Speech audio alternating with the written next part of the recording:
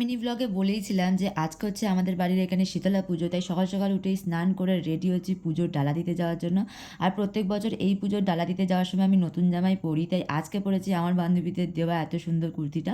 সকাল সকাল উঠেই মা এটা ফিটিংস করে দিয়েছে, তাই ভাবলাম এটা পরেই চলে যাই। তো আমি আর মা চলে গেছি ডালা দিতে, গিয়ে দেখি এখনও পুজোয় বসেনি, তাই আমরা ডালাটা দিয়ে নিলাম। এখন না একটু বাদে আমি আবার আসবো পুজো দেখার জন্য, তাই আমরা তাড়াতাড়ি করে ডালা দিয়ে সোজা চলে এসেছি বাড়িতে। এখন করবোই সবার ফার্স্টে ব্রেকফাস্ট। আজকে ব্রেকফাস্টে আছে নিরামিষ এই কচুরি, যেটা খেতে তো আমার খুবই ভালো লাগে। তারপর কিছুক্ষণ বাদে আমি এবার ড্রেস চেঞ্জ করে এখন আবার যাচ্ছি মণ্ডপের দিকে দেখতে যে পুজোর কত দূর। আর গিয়ে তো দেখি যে এখানে মাকে মালা পরানো হয়ে গেছে আর পুজোতেও ঠাকুর মশাই বসে গেছে। ওখানে বেশিক্ষণ টাইম ওয়েস্ট না করে আমি চলে এসেছি বাড়িতে, কারণ একটু বাদেই কুলো নিয়ে বেরোবে সারা পাড়াতে, আর আমাদের বাড়িতেও আসবে কুলোটা। তাই ভাবলাম বাড়িতে এসে সমস্ত কিছু গুছিয়ে দিই, মায়ের কিছুটা হেল্প হয়ে যাবে। আর বলতে বলতে আমাদের বাড়িতেও চলে এসেছে কুলো।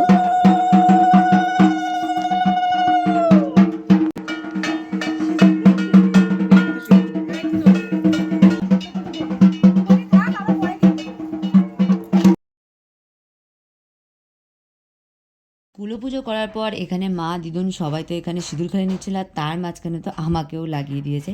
তারপর চলে এসেছি দুপুরের লাঞ্চ করতে। আর আজকের লাঞ্চে আছে পটল ভাজা, আলু ভাজা, চপ, ফুরুলি।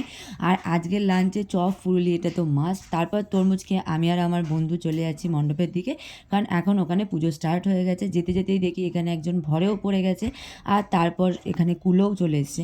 তারপর যারা যারা ডন্ডি কাটার ছিল সবাই চলে গেছিলো পুকুরে স্নান করে ডন্ডি কেটে আসার জন্য। তখন একটু ফাঁকা হয়েছিল, তাই ভাবলাম কয়েকটা ফটো তুলে নিই, যেগুলো আমি ইনস্টাগ্রামে আপলোডও করে দিয়েছি, তোমরা গিয়ে দেখে নিও। এরপর চলে গেছিলাম যেখান থেকে ডন্ডি কাটা স্টার্ট হয়েছে। সবাই এখানে এই রোদ্দুরের মধ্যে কষ্ট করে ডন্ডি কাটা স্টার্টও করে দিয়েছে। চলে আসবে ঘেটে ঢোকার পরপরই এখানে একটা ছোট বোন, সেও এখানে ভরে পড়েছিল। তারপর এখানে শুরু হলো মালসা পোড়ানো। আগে যখন মা মামা দুজনেই ডন্ডি কাটতো তখন আমি এইভাবে মালসা পোড়ানো দেখতাম, কিন্তু এখন ওরা কাটে না আর আমার সেভাবে দেখা হয় না, প্রায় অনেক বছর বাদেই দেখলাম। তারপর যারা এখানে অঞ্জলি দিতে বসেছে তারা হচ্ছে সবাই ডন্ডি কেটেছিল। তাই আমি বাড়ি চলে আসলাম সন্ধেবেলা রেডি হয়ে। এখন আমি মা বাবা তিনজনেই যাচ্ছি মেলাতে, কারণ আমাদের এখানে আরও এক জায়গায় শীতলা পুজো বেশ বড় করে হয়, সেখানে আমাদেরকে তো যেতেই হবে। আগে যখন পাড়াতে শীতলা পুজো স্টার্ট হয়নি তখন আমরা ওখানেই পুজো দিতে যেতাম, প্লাস ওখানেই থাকতাম। কিন্তু এখন যেহেতু পাড়াতে শুরু হয়ে গেছে তাই আমরা এখানেই থাকি। প্রত্যেক বছর এই দিনটাতে বিশাল পরিমাণে ভিড় হয় আর বেশ বড় করে মেলা বসে, কিন্তু তাও আমরা পরের দিন না গিয়ে এই দিনটাতেই যাই, কারণ এই দিন মাকে দেখতে খুবই ভালো লাগে আর এই ভিড়ের মধ্যে যেতে আমাদের বেশ ভালো লাগে। মেলাতে ঢুকতে না ঢুকতে এত পরিমাণে ভিড় যে মায়ের কাছে পৌঁছাতে পৌঁছাতে তো আমাদের 10-15 মিনিট লেগেই গেছে। গিয়েই দেখি এখনও এত পরিমাণে ভিড়, সকালে তো এর থেকেও বেশি ভিড় থাকে। মায়ের দর্শন করে আমরা চলে এসেছি মেলা ঘুরতে। এখানে টুকিটাকি কয়েকটা কিছু কেনাকাটা করেছি, বেশি কিছু কিনিনি, কারণ এখানে প্রচুর পরিমাণে দাম ছিল আর আমার সেইভাবে একটা পছন্দ হয়নি। তারপর চলে এসেছি মেলার ঘুগনি খেতে। ফুচকা তো অল টাইম খেতেই থাকি, বাট মেলার ঘুগনি খেতে আমার খুব ভালো লাগে।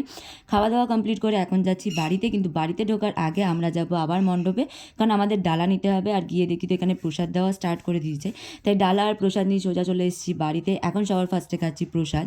আর মেলার ঘুগনি আমার এত পরিমাণে ভালো লেগেছিলো যে আমি বাড়িতে খাওয়ার জন্য, মানে ডিনারে খাওয়ার জন্য আবার প্যাকও করিয়ে নিয়ে এসেছি।